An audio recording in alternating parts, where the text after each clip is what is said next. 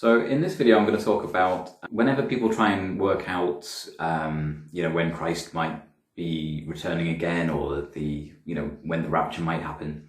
You often get people coming up, particularly in comments in YouTube, always saying, no man knows the day or the hour.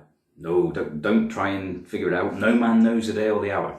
And what they quote is Matthew 24 verse 36. In my opinion, one of the most misquoted verses in the Bible. And I'll explain why. So I'm just going to read that verse for you now. But of that day and hour knoweth no man, no, not the angels of heaven, but my Father only. So you'll see that people quote that. No man knows the day or the hour. Yes, but of what? What is Jesus referring to when he says that? That's the bit they always miss out. They never actually look at what Jesus was actually referring to. Sometimes people just assign that to whatever they want to assign it to. But what is it actually referring to? What was Jesus referring to when he said this? So some say he's talking about the second coming, others say the rapture, some say something completely different maybe. You can ask different people, get different answers, but what we need to do is look at what the Bible actually says. Again, like with all my videos, don't believe what I'm saying, I'm just a man. Read the scriptures for yourself and have a look and see what you think. So the first thing I'm going to do is look at the verse immediately before that verse and see if that gives any clues to what Jesus was talking about. So here's the verse before, verse 35. Heaven and earth shall pass away, but my words shall not pass away. But of that day and hour knoweth no man, no, not the angels of heaven, but my Father only. So we see here that the verse immediately before Jesus said that, he was actually speaking of the earth and heaven passing away. Now, this happens in Revelation 20, verse 11. You can look that one up. Again, don't believe me, look it up. And it's also mentioned again in Revelation 21:1. Okay, if you look up those scriptures, you'll see it's talking about when this current earth and heaven pass away. Now that's actually after the 1,000-year reign of Christ on earth. So that's one possibility. Was Jesus referencing the time when heaven and earth shall pass away? Is that the day and hour that no man knows? That's one possibility. But it could have been something that Jesus had previously mentioned in Matthew 24. So this really starts back at verse 2, where Jesus basically prophesies that the temple will be destroyed. And when he says this to his disciples, they come to him and they ask him a question that's really in three parts. They ask him sort of a long sort of question with three questions within it. So they say this, and it's found in Matthew 24 verse 3. And as he sat upon the Mount of Olives, his disciples came unto him privately, saying, Tell us, when shall these things be? And what shall be the sign of thy coming and of the end of the world? So you see, in this question, they've actually asked three things. They've asked, when will these things be? Now, Jesus had just talked about the temple being thrown down and destroyed. Then they said, what will be the sign of his coming? So, referring to his second coming. And the end of the world. Now, the disciples, they probably assumed, or they might have assumed at this time, that all these events would be happening at the same time.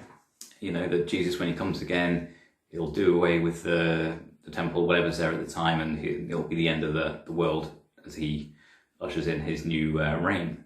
That might have been what they thought, I don't know. But we have the privilege of having not only the extra time that's elapsed since, but we also have the privilege of having the book of Revelation.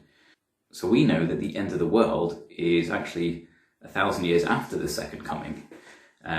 Because when heaven and earth pass away, that is the great white throne judgment, effectively at the end of the 1,000-year reign. That's from those previous verses that I mentioned in Revelation.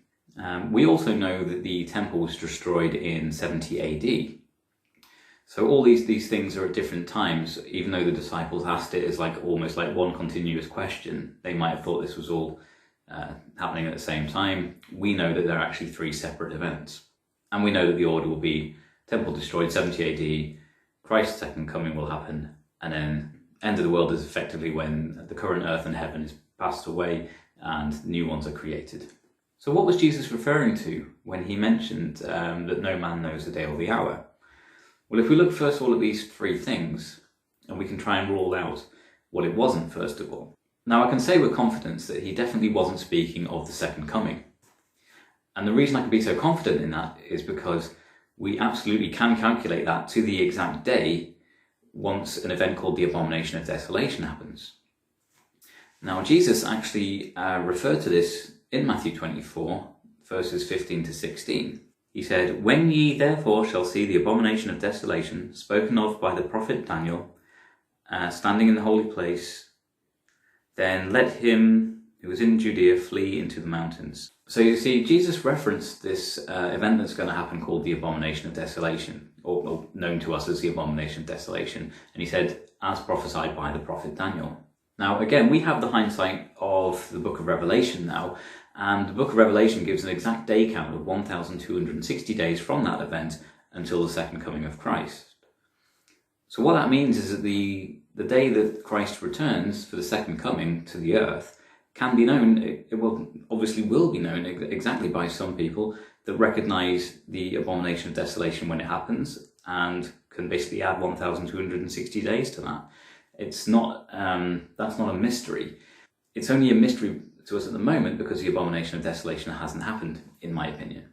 So it's not the second coming. I don't believe that Jesus was referencing the second coming when he said, "Of that day and hour no man knows." And I've just given my reason for that. So what about the other things? So he talked about the temple destruction. Well, that's already happened. It happened in 70 AD, and in context of no man knows the day or the hour, well, that doesn't fit, because obviously the people that came, the Romans that came to destroy the temple, somebody who was in charge gave that order, and that person knew the day and the hour that it would happen. So it's not talking about the temple destruction, because there were men that knew that was happening and when it was happening. So no man knows the day or the hour definitely doesn't reference the destruction of the temple in 70 AD. So what does that leave? Well, if we're looking just first of all at this three-part question that the disciples presented to Jesus, that leaves the end of the world.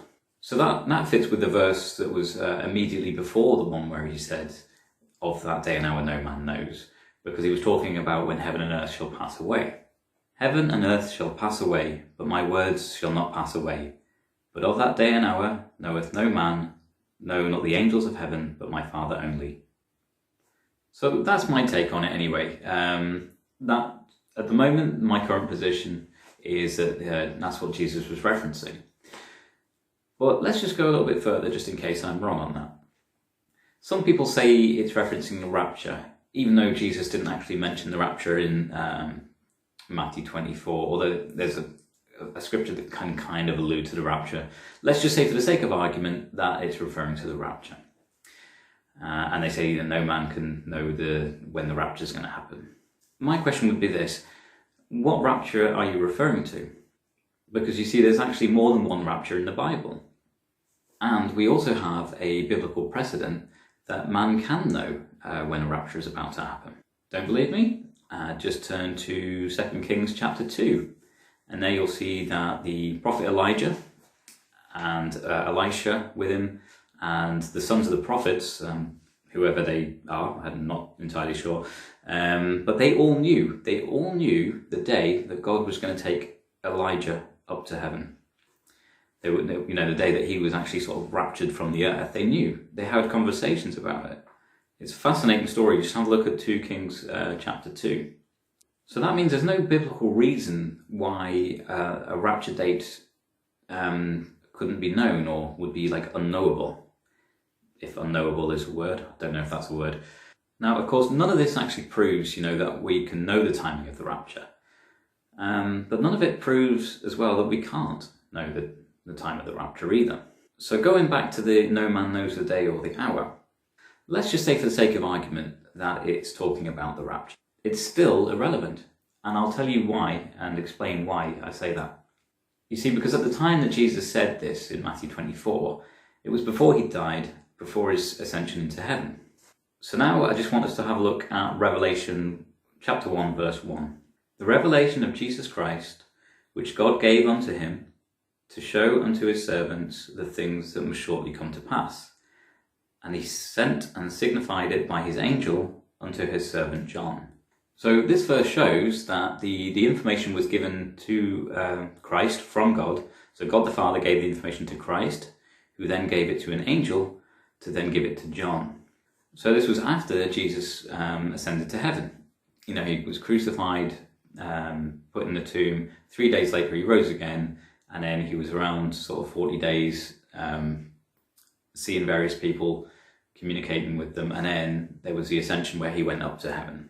So even though at the time of Matthew 24, when Jesus was saying, "Of that day and hour no man knows, only the Father in heaven," that would still be true at that time. And then when Jesus went to heaven, then the information was given to him, and which he gave to the angel to give to John.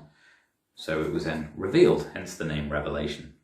But there's even another theory as well, that the no man knows the day or the hour rapture may be the pre-wrath rapture that will happen near the sort of the end of the 7 years of Revelation. This rapture, I believe, is the final one before the wrath of God is poured out. And we read about that in Revelation 14, verses 14 to 16. "And I looked, and behold, a white cloud, and upon the cloud sat one like unto the Son of Man, having on his head a golden crown, and in his hand a sharp sickle.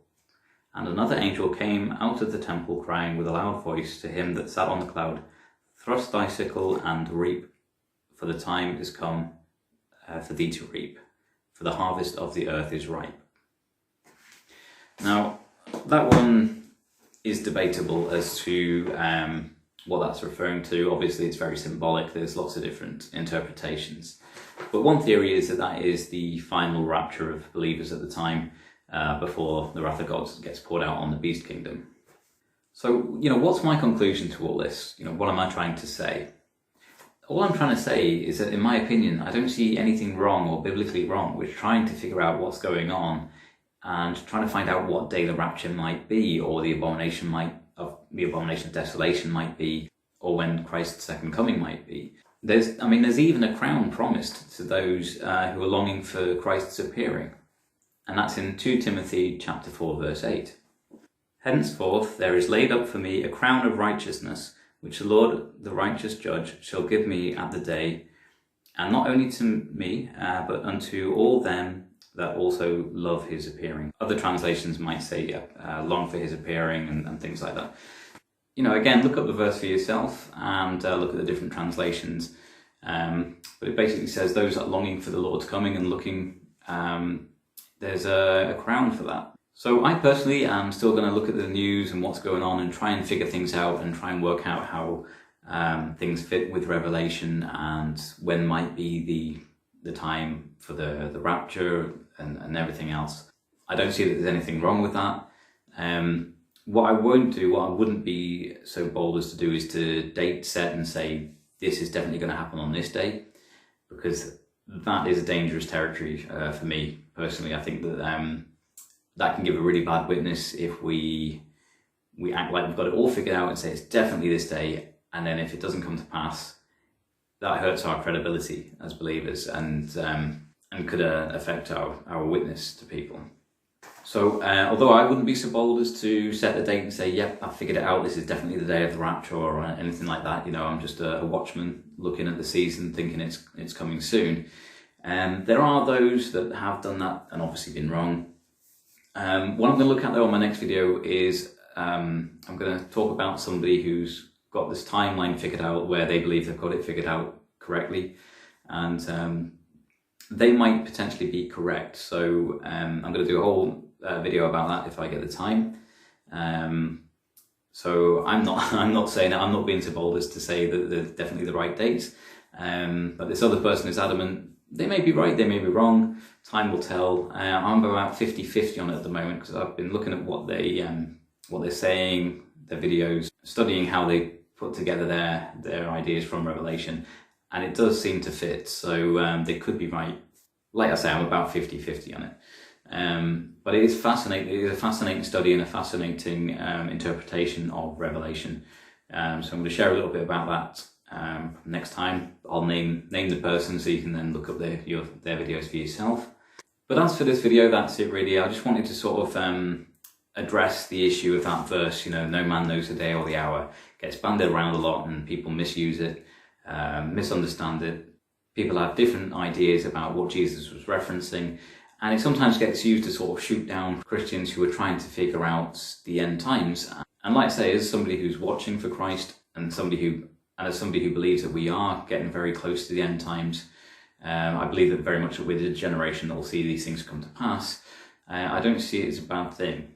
I don't see it as a bad thing to speculate. I just see it as a dangerous thing to concretely date set.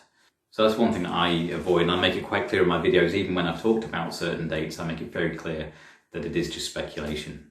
Because for all we know, these prophecies could be 500 years away,